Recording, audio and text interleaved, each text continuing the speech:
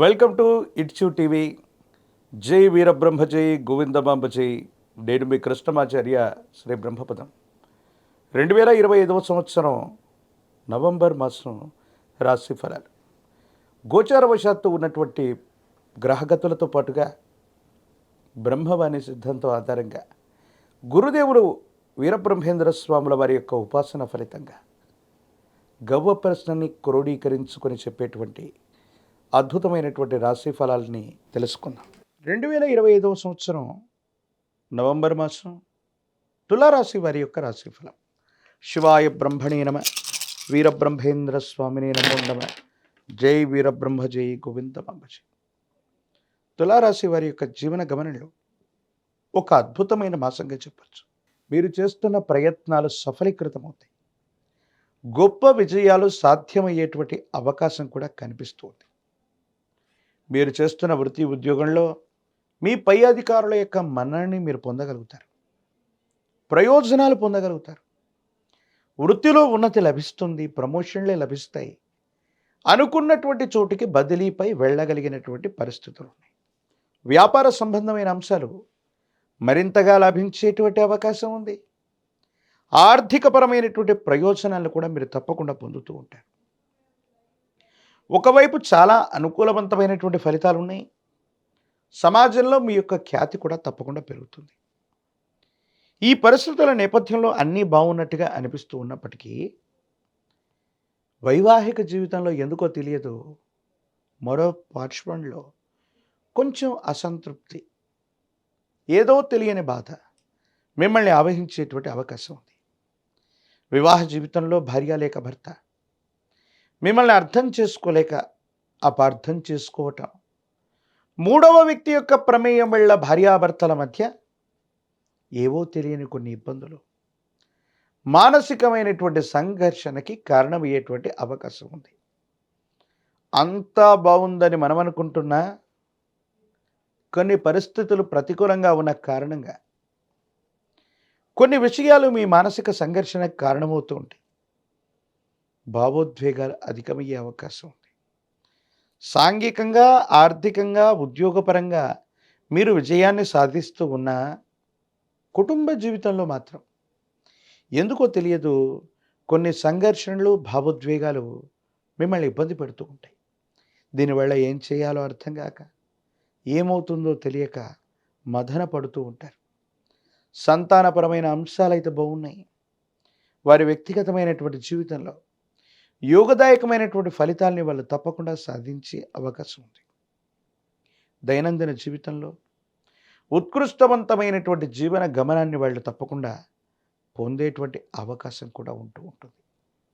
ఏది ఏమైనప్పటికీ కూడా తులారాశి జాతకులకి అనుకూలవంతంగా ఉన్నటువంటి ఈ మాసాల్లో వ్యక్తిగతమైనటువంటి జీవితంలో ప్రతికూలవంతమైన సంఘటనల కారణంగా కోపతాపాలు ఎక్కువ అవటం, భావోద్వేగాలు అధికమవటం, సరైనటువంటి సందర్భంలో నిర్ణయాన్ని తీసుకోలేకపోవటం వల్ల ప్రతికూలవంతమైనటువంటి ఇబ్బందులు కలిగేటువంటి అవకాశం ఉంది.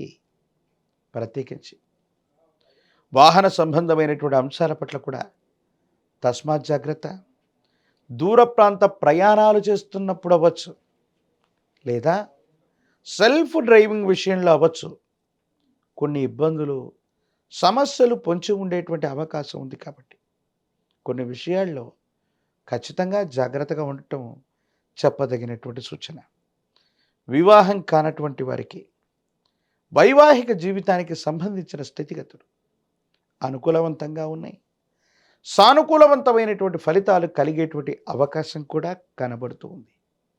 ఏది ఏమైనప్పటికీ ఈ రాశి జాతకుల యొక్క జీవన గమనంలో ఒకవైపేమో మంచి, మరోవైపేమో మానసిక సంఘర్షణ అన్నట్టుగా మిమ్మల్ని పరీక్ష పెట్టేటువంటి సమయంగా ఈ నవంబర్ మాసం ఉండబోతుంది.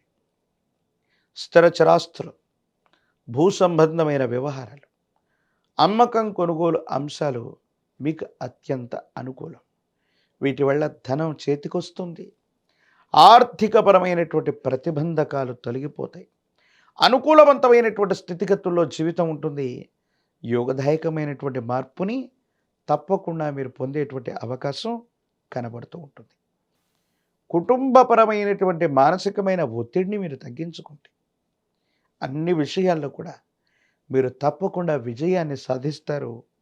ఊహించని గొప్ప గొప్ప విజయాలు సాధ్యమయ్యేటువంటి గ్రహగతులు కనపడుతూ ఉన్నాయి.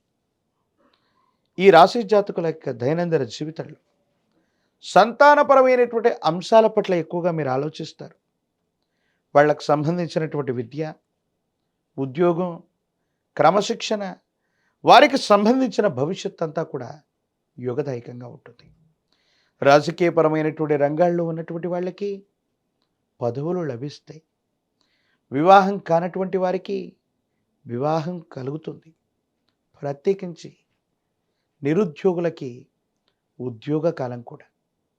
ఏది ఏమైనప్పటికీ కూడా ఈ రాశి జాతకులు మరిన్ని సానుకూలవంతమైన ఫలితాలు పొందడానికి పరమ ప్రశస్తవంతమైన కార్తీక మాసంలో మనం ఉన్నాం.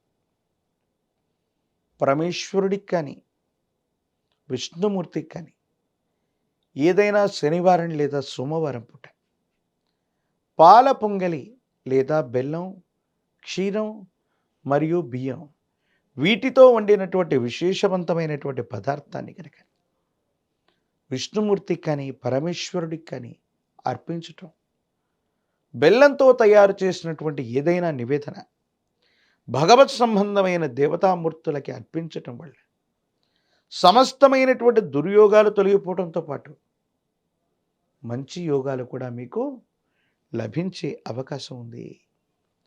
మహాకాలభైరవ రక్షణ మెళ్ళలో ధరించండి. తీవ్రమైనటువంటి నరఘోష, నరదిష్టి, నరపీడల నుండి బయటపడగలిగిన పరిస్థితులు గోచరిస్తున్నాయి. అనునిత్యం కూడా తంత్రమాల చూర్ణంతో గనక స్నానాన్ని చేస్తూ ఉంటే ప్రతిబంధకాలు తొలగిపోయి అనుకూలవంతమైనటువంటి ఫలితాలు వస్తాయి. కుబేర లక్ష్మీ తైలంతో గనక అనునిత్యం దీపారాధన చేస్తున్నట్టయితే అమ్మవారి యొక్క అనుగ్రహం చేత అంతా మంచి జరిగే అవకాశం కనపడుతుంది. మరిన్ని వీడియోలు చూడటానికి గాను మన ఛానల్ని లైక్ చేయండి, షేర్ చేయండి, తప్పకుండా సబ్స్క్రైబ్ చేయండి.